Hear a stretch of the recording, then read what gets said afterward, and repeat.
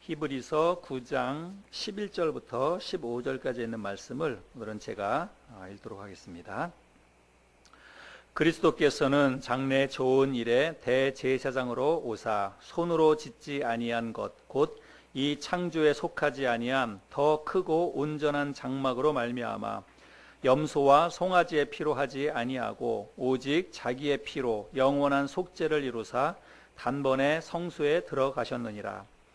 염소와 황소의 피와 및 암송아지의 재를 부정한 자에게 뿌려 그 육체를 정결하게 하여 거룩하게 하거든 하물며 영원하신 성령으로 말미암아 흠없는 자기를 하나님께 드림 그리스도의 피가 어찌 너희 양심을 죽은 행실에서 깨끗하게 하고 살아계신 하나님을 섬기게 하지 못하겠느냐. 이로 말미암아 그는 새 언약의 중보자시니 이는 첫 언약 때에 범한 죄에서 속량하려고 죽으사 부르심을 입은 자로 하여금 영원한 기업의 약속을 얻게 하려 하심이라. 아멘. 여러분, 오늘 우리 히브리서 말씀을 나눌 텐데 오늘 설교의 제목이 무엇인가요? 오늘 설교의 제목은 히브리서 저자가 전하는 복음입니다. 그런데 정작 히브리서 저자가 누군지 우리가 정확히 알 수가 없습니다. 많은 사람들이 사도 바울이 아니겠는가 이렇게 이야기를 하지만 정확히 알 수는 없습니다. 아마도 아닐 가능성도 상당히 많이 있습니다. 왜 그런가 하면 사도 바울은 우리들이 그동안 살펴본 것처럼 다른 서신서를 보면 가장 먼저 자기 자신의 신분에 대해서 이야기를 먼저 하지요. 그러면서 설교를 그 서신서를 시작을 하는데 예수 그리스도의 종 나 바울은 하나님의 부르심을 받은 나 바울은 이렇게 해서 자기를 반드시 드러내고 이렇게 편지를 그렇게 시작을 합니다. 그런데 유독 히브리서에는 그런 게 없어요. 그리고 히브리서도 역시 서신서라고 이렇게 이야기를 하죠. 서신서는 다른 말로 편지라고 하는 말입니다. 편지는 발신인이 있고 수신인이 있죠. 근데 발신인도 불분명할 뿐만 아니라 그 수신인도 사실은 누군지 정확히 알 수가 없습니다. 다른 그 서신서는 받는 사람에 대해서도 명확하게 표시가 되어 있는데 히브리서는 그렇지 않습니다. 그래서 이런 것들을 통해서 볼 때 사도 바울이 저자가 아닐 수도 있다 이렇게 이해를 하는 것이죠. 근데 이 히브리서 성경에는 타이틀이 제목이 히브리서라고 이렇게 붙여져 있습니다.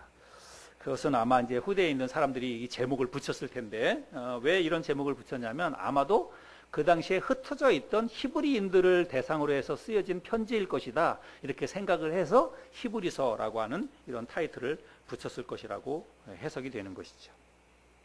이렇듯 히브리서는 저자와 그리고 수신인들이 불분명합니다. 그런데 히브리서의 주제만큼은 아주 명확합니다. 히브리서의 주제는 한마디로 예수 그리스도의 우월성에 대해서 이야기하는 성경이 바로 히브리서 성경입니다. 그래서 히브리서 전체가 1장부터 13장까지 되어 있는데 한마디로 그 히브리서 전체의 그 메시지는 뭐냐면 예수 그리스도가 탁월하신 분이다라고 하는 것을 이야기합니다.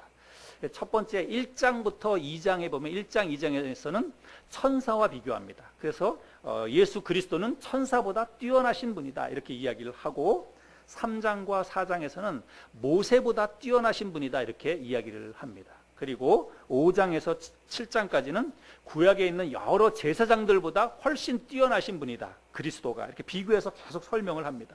그리고 8장에서부터 10장까지는 구약에 있는 여러 희생 제사나 희생 제물보다 그리스도가 뛰어나신 분이다. 이렇게 그리스도에 대해서 설명을 하고 있습니다. 모두가 다 예수 그리스도의 탁월함에 대해서 설명을 하는 것입니다.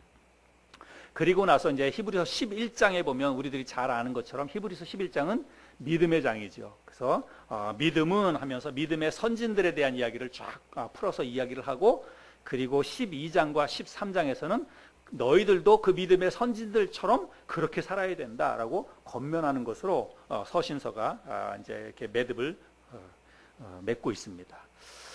그래서 이제 히브리서 전체가 이렇게 구성이 되어 있는데 오늘 우리가 이 말씀을 통해서 저자가 누군지는 정확히 알 수 없지만 이 히브리서 저자가 전하고자 하는 이 메시지는 분명합니다.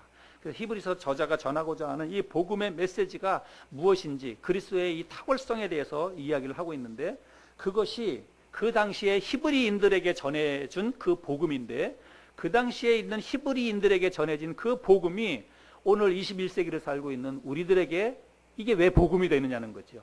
이게 우리에게도 복음이 되기 때문에 우리가 이 말씀을 함께 오늘 나누고 의미가 있는 것인데, 그 당시에 히브리인들에게 전해주었던 이 복음의 메시지가 우리에게 왜 같은 복음이 되는지 오늘 말씀을 통해서 함께 좀 생각해 보기를 원합니다. 성경이 기록될 당시 1세기 예루살렘은 아주 혼란스러웠습니다. 정치적으로나 종교적으로 대단히 혼란스러웠습니다. 로마가 예루살렘을 정복을 했지요. 로마가 예루살렘을 정복하고 로마에서 분봉 왕과 많은 관료들을 파견해서 이 예루살렘을 직접 다스리도록 그렇게 했습니다. 그런데 로마에서 파견된 분봉 왕이나 여러 관료들이 굉장히 이 이스라엘 백성들을 탄압을 했습니다. 폭정을 일삼고 탄압을 많이 했어요. 그래서 백성들의 삶이 극도로 아주 빈곤한 상태, 아주 힘든 그런 상태였다고 하는 것입니다. 일제 우리나라 식민지 시대를 생각해 보면 잘 이해가 되리라고 생각이 됩니다. 근데 여러분, 우리 한번 생각해 볼까요? 사람들의 삶이 물질적으로 궁핍하면 종교에 대한 의존도가 더 높아질까요? 낮아질까요? 여러분 생각이 어떨 것 같습니까? 사는 게 너무 힘들어요. 너무 궁핍하고 너무 여러 가지 외부적인 환경 때문에 사는 게 너무 힘들고 어려우면 종교에 대한 의존도가 높아질까요? 낮아질까요? 당연히 높아지지요. 삶이 너무 힘들고 어려우면 당연히 어떤 절대자에게 의지를 하는 거예요. 사람에게 기댈 게 없으니까 종교에 의지를 해서 힘들고 어려울 때마다 무릎 꿇고 하나님 앞에 기도하잖아요. 여러분, 우리들도 가끔 그러지 않습니까? 우리들도 삶이 너무 편하면 기도 잘 안 해요. 신앙생활 잘 안 해요. 열심히 잘 안 합니다. 어려움이 없으니까. 그런데 그러다가 어떻게 삶의 환경이 어려워지고 힘들어지면 눈물 콧물 흘리고 하나님 앞에 나가서 울고불고 도와달라고 살려달라고 그렇게 기도하지요. 근데 이 당시에 이스라엘 백성들도 그랬다는 것입니다. 그래서 사는 게 너무 힘들고 어렵고 핍박을 당하고 그러니까 그렇게 하나님 앞에 나아가서 매달리고 종교에 더 의지를 했는데, 문제는 뭐냐면 그 당시에 있었던 종교 지도자들이 타락을 했다는 것입니다. 그래서 그 당시에 있었던 종교 지도자들이 백성들을 이렇게 돌보고 자기들에게 찾아와서 의지하고 이런 사람들을 위해서 기도해주고 그들의 문제를 해결해줘야 되는데, 오히려 더 그것을 악용했다는 거예요. 그래서 그들을 이용해가지고 자기의 배를 채우는 수단으로 종교를 이용을 하고, 그리고 그들을 이용해가지고 어떤 권력과 부를 착취하는 그런 수단으로 종교를 이용했다고 하는 것입니다. 그러니까 백성들은 더더군다나 살기가 힘들어진 것이죠. 정치적으로도 종교적으로도 너무나 살기가 힘들고 어려워지니까 이스라엘 백성들이 어떻게 하냐면 이제 유대 땅을 떠나는 것입니다. 자기의 본토 땅을 떠나서 여기저기 나라를 흩어져서 다니게 되는 거예요. 그래서 그렇게 흩어진 유대인들을 디아스포라라고 이렇게 이야기를 하는데, 유대인들이 자기네 나라에서 도저히 살기가 힘드니까 나라를 벗어나서 여기저기 흩어져서 살게 됩니다. 근데 여러분, 유대인들은 오늘날도 마찬가지지만 그 당시에 유대인들은 굉장히 어떤 특징이 있어요. 그것은 뭐냐면 그들의 절대적인 신앙입니다. 여호와 하나님을 믿는 그들의 신앙만큼은 변함이 없어요. 어디를 가나 오히려 흩어져서 도망친 곳에 가서 그들은 뭘 하냐면 회당을 짓습니다. 남의 나라에 가서도 회당을 짓고, 그리고 정해진 규칙에 따라서 그들은 하나님을 예배하는 거예요. 그래서 자기네들끼리 모여서 회당에서 모여서 하나님을 예배하는 그런 일들을 하게 됩니다. 그래서 어찌 보자면 환난과 핍박이 있었지만 그 환난과 핍박으로 인해서 그들의 신앙은 오히려 더 견고해지게 되었다라고 하는 것들을 알 수가 있습니다. 그런데 우리들이 아는 것처럼 그 당시에 그들의 신앙이라고 하는 것은 오늘날 기독교가 아닙니다. 그 당시에 1세기에 그들의 신앙이라고 하는 것은 유대교예요. 그래서 오직 여호와 하나님만을 믿는 모세오경, 특별히 율법을 믿는 그런 신앙이었습니다. 그 율법과 더불어서 그들이 새롭게 만든 그들만의 전통을 믿고 따르는 유대교 신앙이었다고 하는 거예요. 그래서 그들의 어떤 믿음을 한마디로 얘기하면 그들은 율법주의자였다라고 할 수가 있습니다. 자, 이런 어떤 정치적인 시대적인 배경과 종교적인 어떤 배경 속에서 유대 땅에 예수 그리스도께서 탄생하시게 되는 것이죠. 그리고 예수님이 탄생하셔서 이제 본격적으로 공생애가 시작이 되어서 자기 자신의 신분을 드러내고 내가 하나님의 아들이라고 말씀하시면서 천국 복음을 전파하시게 됩니다.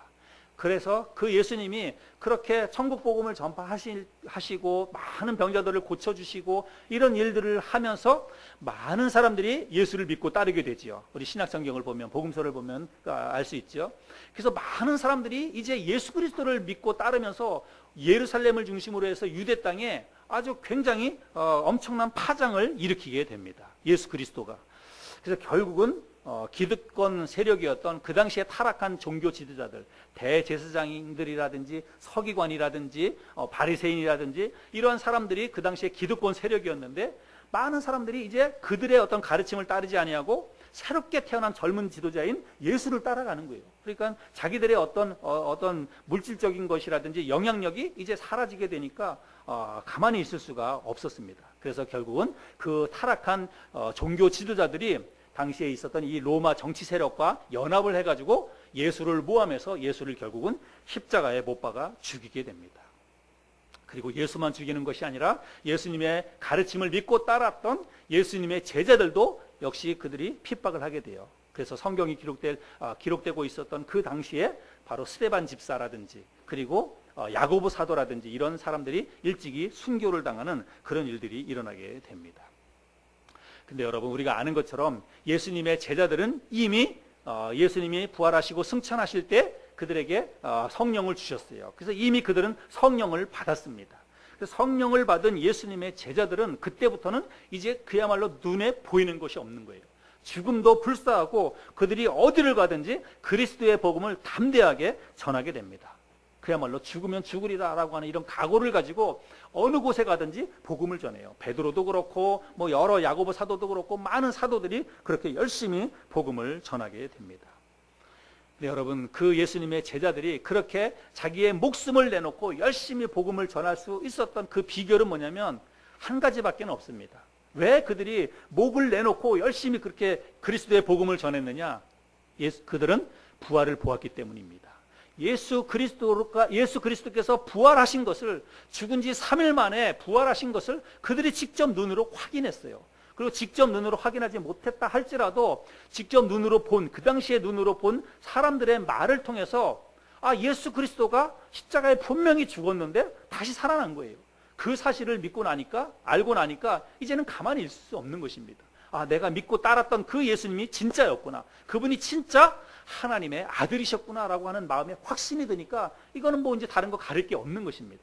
그리고 예수님이 하신 말씀처럼 너희들도 나처럼 언젠가는 부활하게 될 것이다 하는 예수님의 약속의 말씀을 그들이 믿게 되었다는 것입니다. 그러니까 이제 뭐 죽는 게 두렵지 않은 것이죠. 죽어도 다시 예수님처럼 살아난다고 하는 확신이 있으니까. 그래서 그들이 결국은 죽음도 불사하고 열심히 복음을 전하게 되었다는 사실입니다.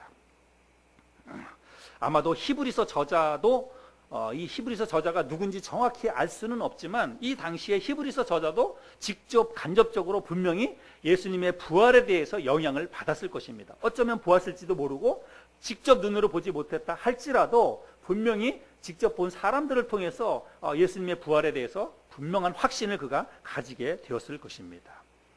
또 히브리서 우리가 성경을 쭉 읽어보면 히브리서 저자는 특별히 예수님에 대해서도 아주 명확한 지식을 가지고 있었지만 구약에 대해서 그 어떤 성경의 저자보다도 구약에 대해서 능통한 지식을 가지고 있었던 사람인 것을 우리가 알 수가 있습니다. 히브리서 성경을 읽어보면 우리가 잘 알 수 있죠. 그래서 히브리서 성경은 구약에 있는 레위기에 나오는 여러 가지 제사의 방법과 제사의 의미와 제사장의 역할과 이런 거를 쫙 설명을 하지 않습니까? 이거는 구약에 대해서 그만큼 지식이 있었다는 말씀이죠.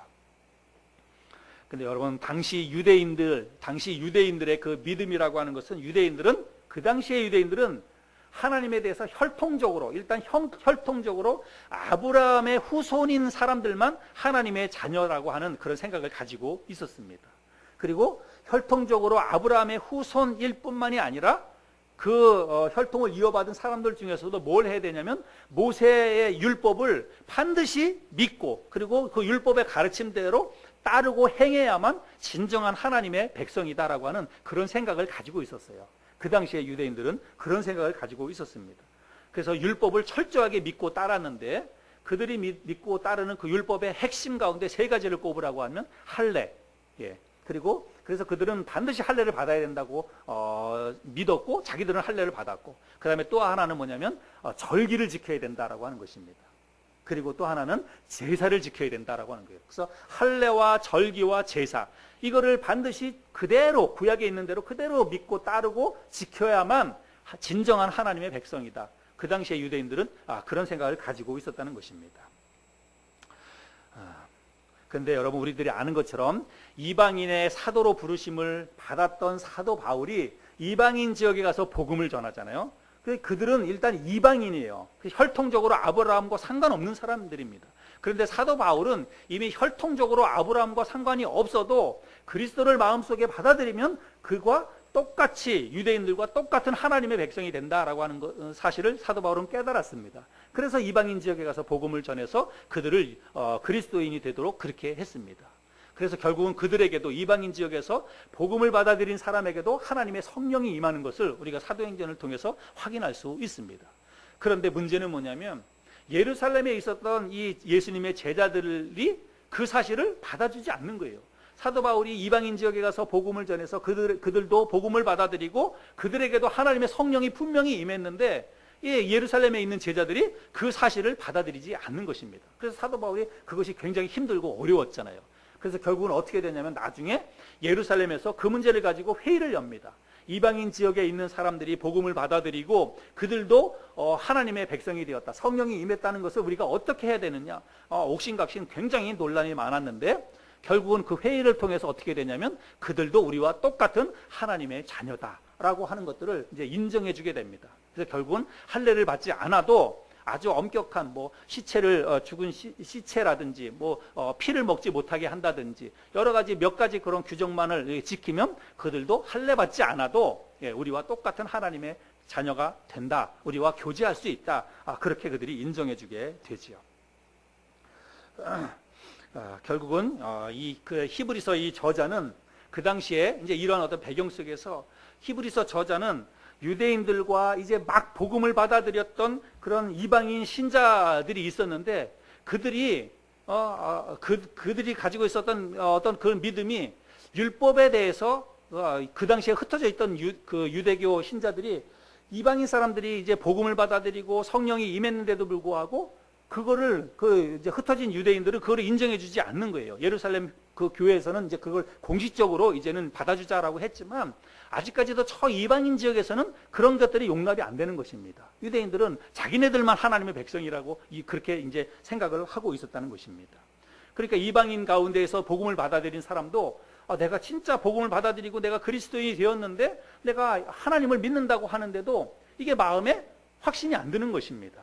그래서 사도 바울이 안 되겠다, 지금 흩어져 있는 유대인들에게도 가르쳐야 되고 새롭게 이 복음을 받아들인 이방인 신자들에게도 율법이 아니라 이제 참된 복음으로 말미암아서 너희들이 하나님의 자녀가 되었다라고 하는 것들을 가르쳐야 되는 그런 어떤 다급한 필요성을 느끼게 되었다는 것입니다. 왜냐하면 그들이 아직까지도 이 율법주의의 그 가르침에 대해서 혼돈이 오고 또 율법주의를 가르치는 사람들이 그들의 믿음을 받아주지 않는 그런 일들이 있었기 때문에 이제 참된 복음을 내가 하루라도 빨리 이들에게 가르쳐서 이런 혼란을 벗어나줘야 되겠다, 이런 생각을 갖게 되었다는 것입니다. 그래서 사도 바울이 이제 곳곳마다 이런 편지를 쓰게 되는 것입니다. 근데 사도 바울은 이렇게 해서 이제 그들을 설득하고 어떻게 하면 이방인들도 그리고 유대교 신자들도 이제는 율법을 지킴으로 하나님의 백성이 되는 것이 아니라 그리스도의 참된 복음으로 말미암아서 우리가 동일한 하나님의 백성이 된다라고 하는 것들을 그들에게 가르쳐 주어야 되는데 사도 바울이 굉장히 똑똑한 사람이잖아요. 그래서 그들에게 이거를 가르쳐 줄 때 어떤 방법을 가르쳐 주냐면 율법의 기초에서 복음을 제시를 합니다. 율법의 바탕을 두고 율법과 그리스도를 서로 비교해 가면서 그리고 그 그리스도에 대해서 이렇게 전하는 거예요. 그래야만 율법주의자들이 율법이 무엇이고 또 새롭게 우리가 받아들여야 될 이 복음이 무엇이고 그리스도가 무엇인지를 이거를 비교해 가면서 이해를 해야만 정확히 알 수가 있는 거잖아요. 그래서 사도 바울이 율법의 기초에서 그리스도에 대해서 이렇게 설명을 하는 거예요. 그래서 율법이 있고 그리스도가 있는데 그리스도는 이 율법보다 훨씬 뛰어나신 분이다라고 하는 것을, 이 율법을 완전히 완성하기 위해서 오신 분이 바로 예수 그리스도라고 하는 것을 설명을 한다는 것입니다. 그래서 히브리서에서는 첫 번째로는 뭐라고 얘기하냐면, 너희에게 율법을 가져다 준 그 사람이 누구냐면 모세잖아요. 근데 예수 그리스도가 바로 너희에게 율법을 처음 가르쳐 준 그 모세보다 그리스도가 뛰어나신 분이다라고 그렇게 이야기를 합니다. 여러분 한번 3장을 한번 찾아보시기 바랍니다. 히브리서 3장 1절에 보면, 그러므로 함께 하늘의 부르심을 받은 거룩한 형제들아, 우리가 믿는 도리의 사도이시며 대제사장이신 예수를 깊이 생각하라. 5절 6절입니다. 또한 모세는 장래에 말할 것을 증언하기 위하여 하나님의 온 집에서 종으로서 신실하였고, 그리스도는 하나님의 집을 맡은 아들로서 그와 같이 하셨으니, 우리가 소망의 확신과 자랑을 끝까지 굳게 잡고 있으면 우리는 그의 집이라. 여러분 여기 지금 모세하고 그리스도하고 지금 비교를 합니다. 근데 모세는 뭐라고 얘기하냐면, 모세는 하나님의 온 집에서 종으로서 신실했다 이렇게 이야기합니다. 모세는 율법을 맡은 하나님의 집에서 종으로 신실했다라고 이야기하고 있고, 거기에 비해서 그리스도는 하나님의 집을 맡은 아들로서 신실했다 이렇게 이야기를 합니다. 여러분 종하고 아들하고 있으면 누가 더 귀한 거예요? 예, 당연하지요. 당연히 아들이 훨씬 더 존귀한 것입니다. 그래서 그리스도는 모세보다 훨씬 더 존귀한 분이시다 이렇게 설명을 하고 있습니다. 그리고 나서 예수 그리스도를 큰 대제사장 혹은 제사장으로서 소개를 합니다. 우리 오늘 본문에서 9장 11절에 보면 그리스도께서는 장래 좋은 일에 대제사장으로서 오셨다 이렇게 설명을 하고 있죠. 그 다음에 여러분 한번 4장을 펴보시기 바랍니다. 4장 14절 15절 우리 같이 한 목소리로 한번 읽어볼까요? 시작. 그러므로 우리에게 큰 대제사장이 계시니 승천하신 이 곧 하나님의 아들 예수시라. 우리가 믿는 도리를 굳게 잡을지어다. 우리에게 있는 대제사장은 우리의 연약함을 동정하지 못하실 이가 아니요 모든 일에 우리와 똑같이 시험을 받으신 이로되 죄는 없으시니라. 여기 말씀해 보니까 예수님을 이제 뭐라고 설명하냐면 대제사장 혹은 큰 대제사장 이렇게 설명을 하고 있습니다. 근데 여러분 우리가 아는 것처럼 예수님은 원래 예수님은 제사장이 아닙니다. 그렇죠?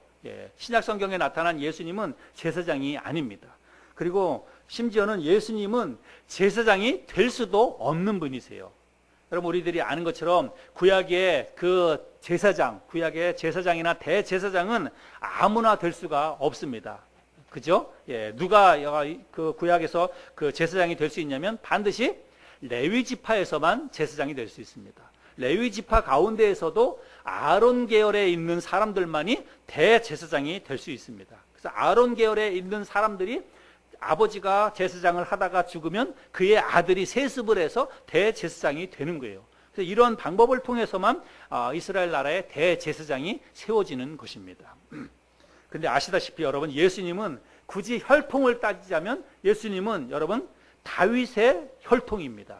그래서 다윗의 혈통이라고 하는 것은 유다의 지파로 보자면 이스라엘의 유다 지파에 속한다라고 할 수 있습니다.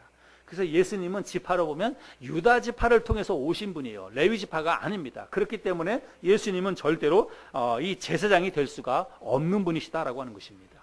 그런데 그러면 히브리서 저자는 왜 예수님을 지금 제사장이나 혹은 대제사장으로 이렇게 소개를 하고 있느냐? 그거는 여러분 혈통적으로 예수님이 혈통을 이어받아서 대제사장이 된 게 아니라 예수님은 대제사장이 하는 역할을 하셨기 때문에 대제사장이라고 이렇게 설명을 하는 것입니다. 대제사장의 역할 때문에. 그럼 여러분 대제사장은 어떤 역할을 하는 사람입니까? 대제사장은 하나님과 이스라엘 백성들 사이에 중보자의 역할을 하는 사람이 대제사장입니다. 그래서 하나님과 인간들 사이에 중간에 역할을 하시는 거예요. 그래서 백성들이 살다가 자기들의 삶 가운데 죄가 있으면 대제사장에게 갑니다.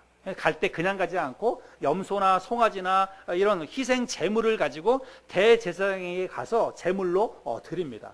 그러면 대제사장은 백성들로부터 제물을 받아서 그 제단 앞에 가지고 가서 그 제물을 죽여서 제단 앞에 피를 뿌리게 됩니다. 그래서 제단 앞에 피를 뿌림으로 인해서 속죄의 제사를 드리는 거예요.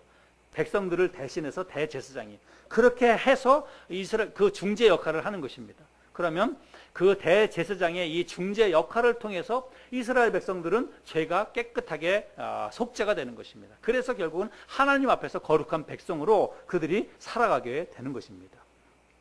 이것이 바로 구약의 이스라엘 백성들에게 있었던 대제사장의 역할이었다라고 하는 것입니다. 그런데 이제는 그럴 필요가 없다라고 하는 거예요. 이스라엘 백성들이 죄를 지어도 대제사장에게 나아갈 필요가 없고 대제사장이 이스라엘 백성들을 위해서 중재 역할을 할 필요도 없게 되었다라고 하는 것입니다. 그래서 그런 제사나 그런 대제사장의 중재가 더 이상 필요가 없게 되었다. 히브리서 저자가 그거를 이야기하고 있는 것입니다. 그 이유는 무엇입니까?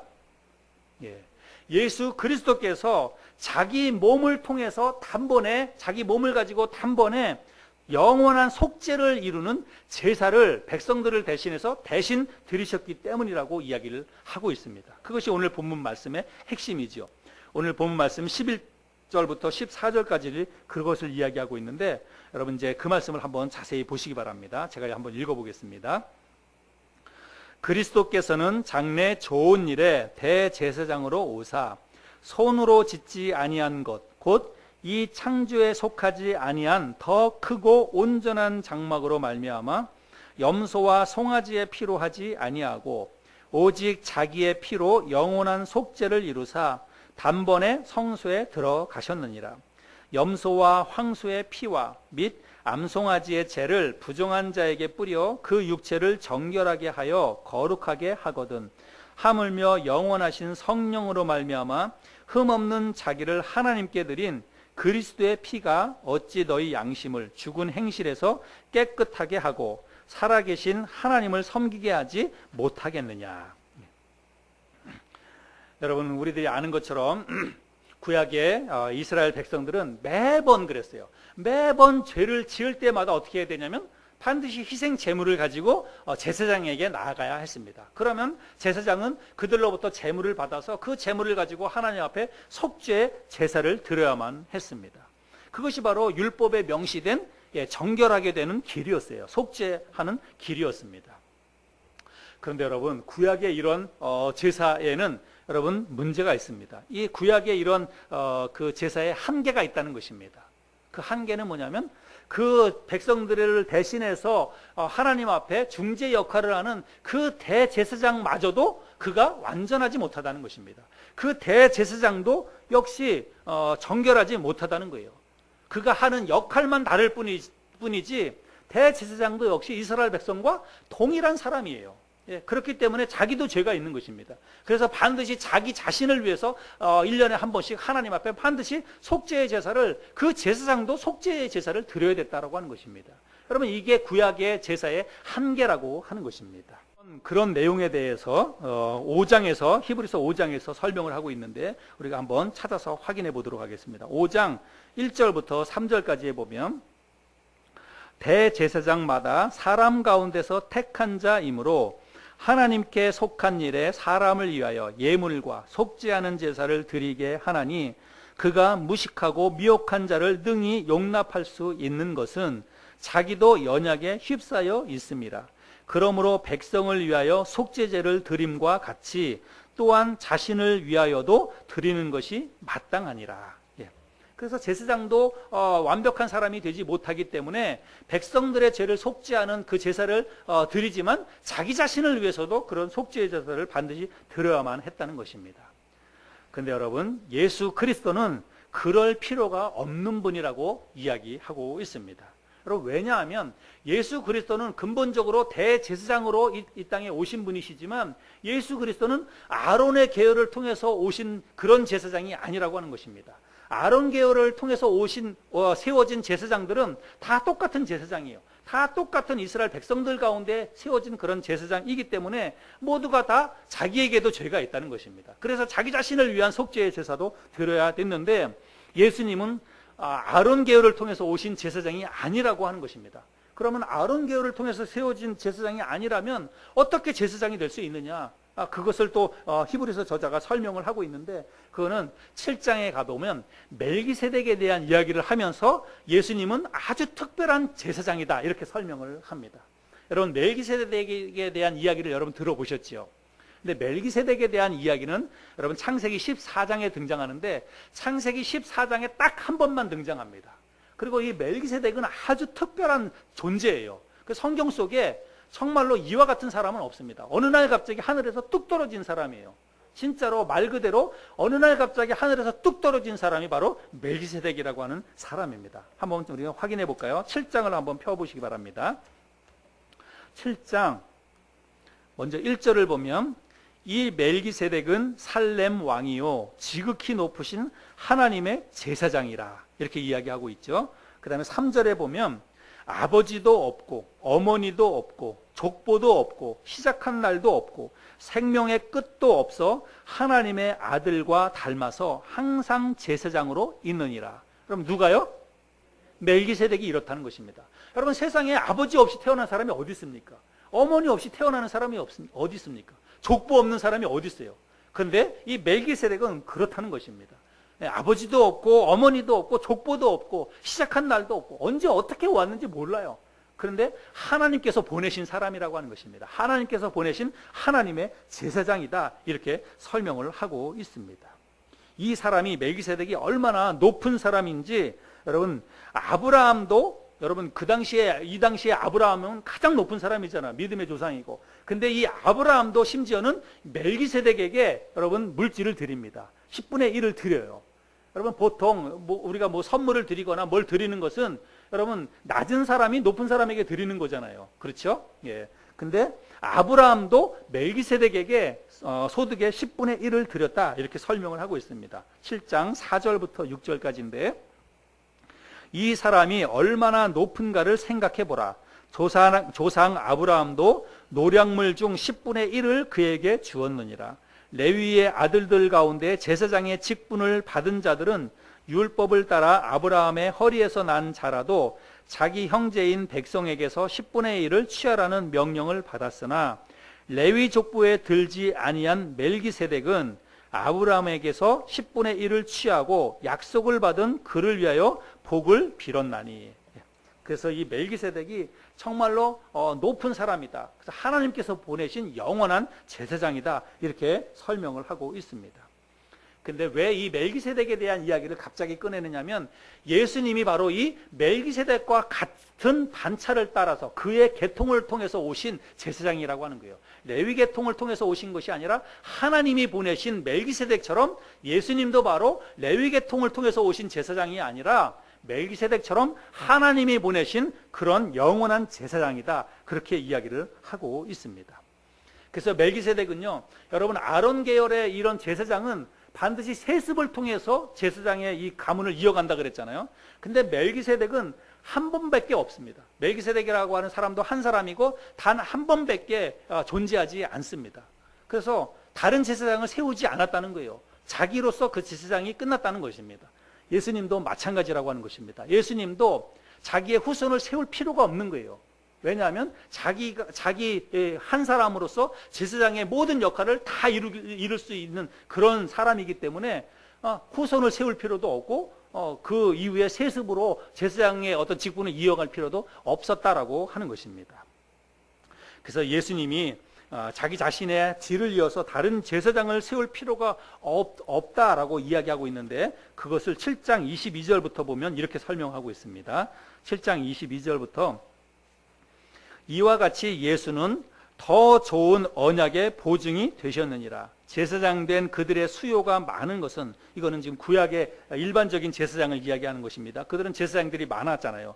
제사장 된 그들의 수요가 많은 것은 죽음으로 말미암아 항상 잊지 못함이로되, 예수는 영원히 계심으로 그 제사장 직분도 갈리지 아니하느니라. 갈린다는 말은 세습되지 않는다는 것입니다. 그러므로 자기를 힘입어 하나님께 나아가는 자들을 온전히 구원하실 수 있으니 이는 그가 항상 살아계셔서 그들을 위하여 간구하심이라. 그래서 예수님은 영원한 제사장으로 오셨기 때문에 더 이상 세습자를 세울 필요가 없었다, 이렇게 설명을 하고 있습니다. 자, 여러분, 히브리서 저자가 예수님을 뭐라고 설명한다고요?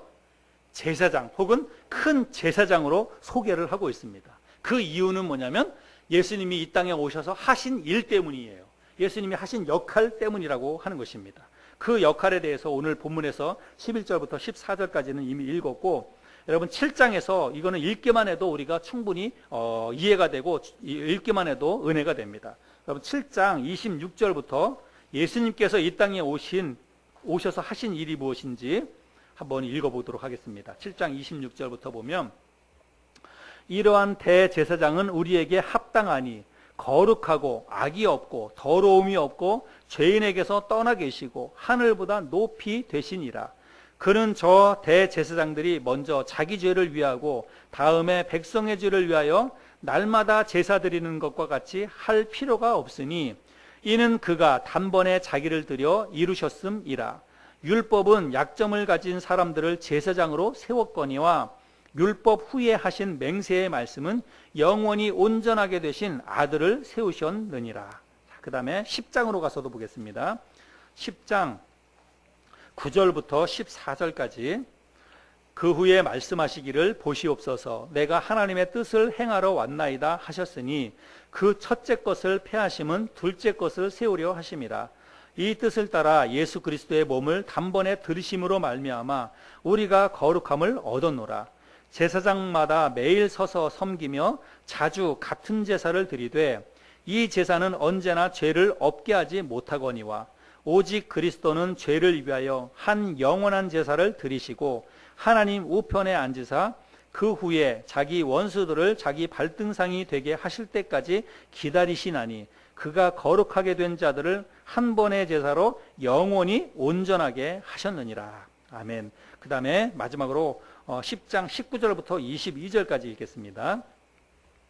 그러므로 형제들아, 우리가 예수의 피를 힘입어 성소에 들어갈 담력을 얻었나니 그 길은 우리를 위하여 휘장 가운데로 열어놓으신 새로운 살 길이요 휘장은 곧 그의 육체니라. 또 하나님의 집 다스리는 큰 제사장이 계심에 우리가 마음의 뿌림을 받아 악한 양심으로부터 벗어나고 몸은 맑은 물로 씻음을 받았으니 참 마음과 온전한 믿음으로 하나님께 나아가자. 그래서 히브리서 저자가 예수님이 이 땅에 오셔서 하신 일에 대해서 설명을 하고 있습니다. 여러분, 히브리서 저자가 보낸 이 서신이 그 당시에 흩어져 살고 있었던 그 유대인들이나 혹은 새롭게 복음을 받아들였던 그 이방인들에게 이 복음의 메시지가 여러분 얼마나 기쁜 소식이 되었을까 우리 생각해 볼 수가 있습니다. 왜 그들에게 이 히브리서 성경, 히브리서 서신서가 왜 그들에게 큰 기쁨의 소식이었을까요? 이제는 더 이상 그들이 그 짐승의 제사를 드리지 않아도 된다고 말씀하고 있기 때문입니다. 더 이상 송아지나 염소를 잡아서 제사를 드리지 않아도 된다는 거예요. 그리고 더 이상 이제는 제사장에게 찾아갈 필요도 없다고 하는 것입니다. 그 당시에 모든 사람들은 이제 그 유대인들은 제사를 드리려면 반드시 누구를 찾아가야 되냐면 제사장을 찾아가야 했습니다. 그리고 그 제사장은 어디에 있냐면 예루살렘에 있는 거예요. 그들이 얼마나 많이 떨어져 있든지 어느 나라에 있든지 그들이 하나님 앞에 범죄하면 반드시 예루살렘에 가야 됩니다. 그리고 예루살렘에 가서 제사장을 찾아가야 되고 빈손으로 가면 안 됩니다. 반드시 뭐 짐승이나 염소나 그 암송아지를 사야 돼요. 그런데 타락한 종교 지도자들이 그 당시에 예루살렘에서 그냥 몇 배나 비싸게 그 짐승을 팔았습니다. 그래서 제사를 드리려면 그냥 몇 갑절 주고 그 짐승을 예루살렘에 가서 사서 그거를 가지고 제사장에 가서 속지 않은 제사를 드려야만 했다는 것입니다. 여러분, 이것이 얼마나 힘들고 얼마나 번거롭고 얼마나 어려운 일이었겠습니까? 그런데 이제 새롭게 히브리서 저자가 전하는 복음에 의하면 너희가 이제 더 이상 그럴 필요가 없다는 거예요. 더 이상 그런 일을 하지 않아도 너희가 속죄받을 수 있는 새로운 길이 열렸다고 이야기하는 것입니다. 그러니까 그들에게 그것이 얼마나 큰 복음이겠습니까? 그렇게 알고 있었고 그렇게 믿고 있었고 지금도 그렇게 행하려고 그렇게 하고 있었던 그 유대인들에게 여러분 이것이 얼마나 기쁨의 소식이고 복음의 소식이었겠습니까? 근데 여러분, 그래서 이 히브리서 저자가 전하는 이 서신서를 읽고 그 당시에 흩어져 있었던 유대인들이 이 서신서를 읽고 손뼉을 치고 박수를 치면서 야, 이제 끝났구나. 이제는 제사를 드리지 않아도 되겠구나. 야, 정말 너무나 기쁘구나. 여러분, 그 당시에 유대인들이 그렇게 했을까요? 여러분, 그렇지 않았다는 것입니다. 그 당시에 흩어져 있었던 유대인들에게 이 히브리서 저자가 이런 편지를 써서 너희가 이제는 더 이상 그러지 않아도 된다. 너희가 지금 이렇게 흩어져서 여기까지 왔는데 제사를 드리기 위해서 너희가 저 먼 예루살렘까지 가지 않아도 된다. 이런 서신서 편지를 전했는데 이것이 얼마나 기쁜 소식이고 복음의 소식입니까? 근데 유대인들은 이 소식을 듣고도 기뻐하지 않았습니다. 오히려 반발했어요. 오히려 이런 소식을 전하는 사람들을 잡아다 죽이려고 하고 그랬다는 것입니다. 왜요? 그들이 율법에 사로잡혀 있었기 때문이에요. 어떻게 우리가 제사를 드리지 않고도, 짐승 제사를 드리지 않고도 어떻게 우리가 속죄함을 받을 수 있느냐는 거예요. 그런 일은 있을 수 없다는 것입니다. 그래서 우리가 여전히 율법을 지켜야 되고 그 율법의 가르침대로 우리가 짐승의 제사를 드려야만 우리가 속죄를 받는 것이지, 어떻게 제사 드리지 않고도 우리가 속죄함을 받을 수 있느냐. 그들이 그렇게 반발을 했다는 것입니다. 그래서 그런 값싼 복음은 여러분 진리가 아니라고 그들이 외쳤고, 오히려 율법의 가르침을 지키고 따라야만 여전히 그들이 하나님의 백성이라고 하는 그런 생각을 가지고 있었다는 이야기입니다. 근데 여러분, 그들은 그렇게 이야기는 하지만, 자기 자신들이 그렇게 말은 하지만 그들조차도 그런 제사를 드리지 않고 있었다는 거예요. 그 당시에. 여러분, 1세기에 흩어져 있었던 유대인들은 예루살렘으로 돌아갈 수 없는 상황입니다. 예루살렘을 떠나왔는데요, 핍박을 피해서 떠나왔는데 제사를 드리기 위해서, 절기를 지키기 위해서 예루살렘으로 매번 가지 않았습니다. 그리고 이미 그 당시에는 시기적으로도 많이 제사가 변질되었습니다. 그래서 반드시 흠없는 염소나 송아지나 이런 걸 가지고 제사를 드려야 됐는데 그들이 이제는 바꿨어요. 너무 비싸니까 살 수가 없으니까 그 당시에 비둘기라든지 아니면 닭이라든지 성경에 기록되어 있지도 않는 그런 그런 값싼 그런 어떤 동물을 잡아다가 그거를 가지고 대신한다고 이렇게 제사를 지냈습니다.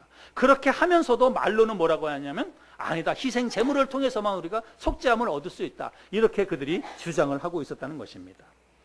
그래서 그들의 어떤 믿음이라고 하는 것은 행함이 뒤따르지 않는 그저 율법주의에 사로잡혀 있는 그런 말로만 하는 그런 믿음이었다고 하는 것입니다. 근데 여러분, 히브리서 저자는 흩어져 살고 있었던 이 히브리인들에게 이 복음의 메시지를 전합니다. 이제는 예수 그리스도가 장래의 좋은 일을 위해서 이 땅에 오신 대제사장이다. 그래서 그 예수님이 손으로 짓지 아니한, 정말 창조에 속하지 아니한 크고 영원한 장막, 그게 뭐예요? 당신의 몸입니다. 예수 그리스도의 몸이에요. 그래서 예수 그리스도 자신의 몸을 통해서 단번에 영원한 속죄를 이루는 그 속죄의 제사를 예수님이 들으셨다는 것입니다. 그래서 너희들이 그 사실을 믿으면 너희들은 속죄함을 받는다. 너희가 할 일은 아무것도 없고 예수님이 너희를 위해서 단번에 이루신 영원한 속죄를 통해서 너희들이 이제는 하나님 앞에 거룩한 백성으로 나아갈 수가 있게 되었다. 히브리서 저자가 전하는 이 복음의 메시지가 바로 그것이라고 하는 것입니다. 그런데 여러분, 그럼에도 불구하고 그 당시에 유대인들이 그 사실을 받아들이지 않았다고 제가 말씀을 드렸지요. 근데 여러분, 오늘날도 그렇습니다. 오늘날도 이 당시에 있었던 유대인들처럼 오늘날의 많은 사람들도 그 당시에 있었던 그 사람들과 같은 그런 생각에 사로잡혀 있는 사람들이 의외로 많이 있습니다. 여러분, 오늘날 우리가 구원받아서 하나님의 자녀가 되고 하나님의 백성이 되는 것은, 여러분, 그 길은 오직 한 가지밖에는 없습니다. 에베소서 2장 8, 9절에서 말씀하고 있는 것처럼 우리가 하나님의 백성이 되는 것은 하나님의 전적인 은혜요 선물입니다. 우리가 할 수 있는 일은 없어요. 하나님이 주시는 선물, 은혜의 선물을 우리는 감사합니다 하라고, 감사함으로 내가 받아들이기만 하면 그것은 내 것이 되는 것입니다. 근데 많은 사람들이 어떻게 우리가 구원받아서 하나님의 백성이 되어서 하나님이 계시는 저 좋은 천국에 가는데 내가 아무것도 하지 않고 갈 수 있느냐, 그렇게 생각을 하면서 이 정말 은혜로 말미암는 구원에 대해서 확신을 갖지 못합니다. 그래서 여전히 뭔가 하려고 그래요. 여전히 교회에서도 열심히 노력하고 열심히 새벽기도 하고 뭐 새벽 재단을 쌓아야 된다고 표현도 하고 열심히 뭔가 내가 해야만 내가 천국 갈 수 있을 것처럼 생각하고, 그래서 어떤 선행을 통해서 혹은 열심을 통해서 내가 하나님의 자녀가 된다고 하는 이런 생각을 가지고 있다는 것입니다. 여러분, 이것에 대해서 제가 비유를 들어서 여러분에게 한번 설명을 드려 보도록 하겠습니다. 여러분, 저는 강원도 아주 산골짜기에서 자랐는데, 제가 어렸을 때만 하더라도 동네에서는요, 물을 먹으려면 동네 가운데 한복판에 우물이 하나 있었어요. 그 동네 사람들이 위아래로 이렇게 길게 마을이 있었는데, 그 가운데 있는 우물로 물을 기르러 옵니다. 저녁 때가 되면 아버지, 어머니가 가서 물 길러 오라 그래요. 그러면 이게 그냥 양동이, 옛날 말로 바켓인데, 이 양동이를 들고 우물로 갑니다. 그래서 우물에 가가지고 두레박을 내려요. 두레박을 내려서 두레박을 올려가지고 양손에 그 양동이에다가 들고, 어떤 사람은 이제 물지개를 가지고 지고 그렇게 갑니다. 그래서 저희 집은 그래도 감사하게 가운데 그 우물에서 저희 집은 그래도 얼마 떨어져 있지 않았어요. 마을 그렇게 가운데 우물이 있었는데. 근데 멀리 떨어져 있는 분들은 그야말로 물 두 동이 짊어지고 가는 게 정말 여간 힘든 일이 아닙니다. 여기 우리 같은 동네에 살고 있었던 우리 김영만 형제님도 물 길러 보셨죠? 우물에서. 저희 누님도 물 많이 길렀습니다. 때때마다 물 길렀어요.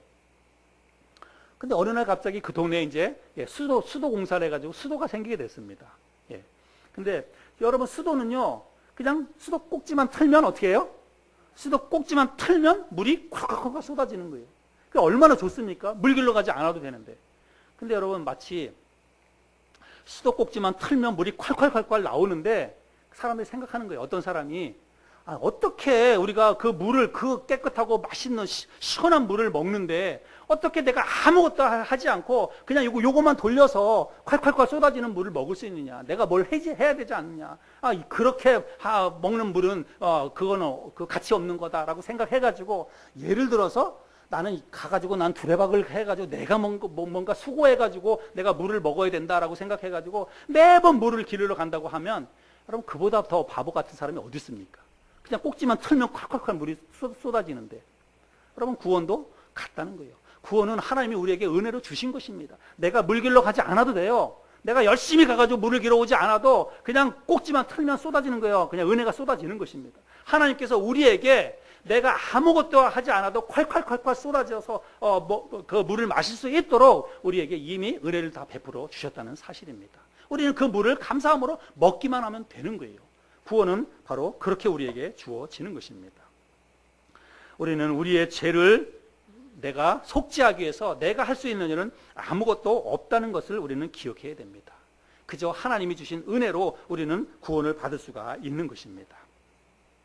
예수 그리스도는 구약의 백성들은 짐승의 피를 흘려야만 속죄함을 받을 수 있었습니다. 구약 시대 때는 하나님께서 그렇게 하셨어요.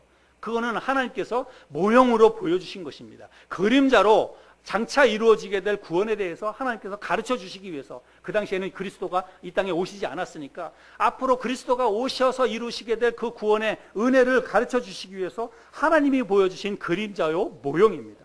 근데 여러분, 그 속죄의 방법은 완전하지 않아요. 왜냐하면 제사장 자체가 완전하지 않고, 그리고 그들이 드리는 그 짐승의 피를 가지고 속죄함을 받았는데, 그냥 엄밀히 따지면 여러분, 짐승의 피하고 내가 죄 용서받는 거하고 여러분 무슨 상관이 있습니까? 내가 죄를 지었으면 내 피를 흘려야지 짐승의 피를 대신 흘리는 게 무슨 의미가 있는 거예요. 그래서 구약의 제사는 사실은 완벽한 제사가 될 수가 없다라고 하는 것입니다.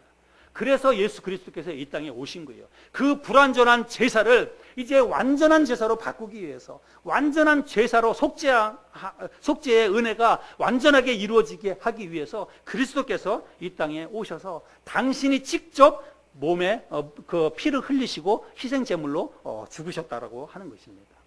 베드로전서 2장 24절에서 그걸 말씀하고 있죠.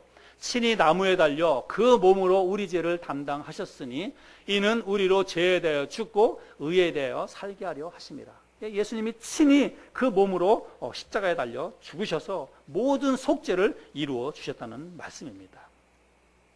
자, 여러분, 결론으로 가서 이 땅에 있는 모든 사람들은 큰 대제사장이신 예수 그리스도의 중보를 통해서만 속죄함을 얻을 수가 있습니다. 예수님께서 하신 그 희생 제사를 통해서만 속죄함을 얻고, 그리고 거룩하신 하나님 앞에 나아갈 수 있게 되었다는 거예요. 여러분, 이것이 바로 히브리서 저자가 전하는 복음의 메시지입니다. 여러분, 우리들이 아는 것처럼 죄는요, 반드시 대가를 지불해야 합니다. 그렇죠? 여러분, 죄는 반드시 대가를 지불해야 돼요. 그래야 그게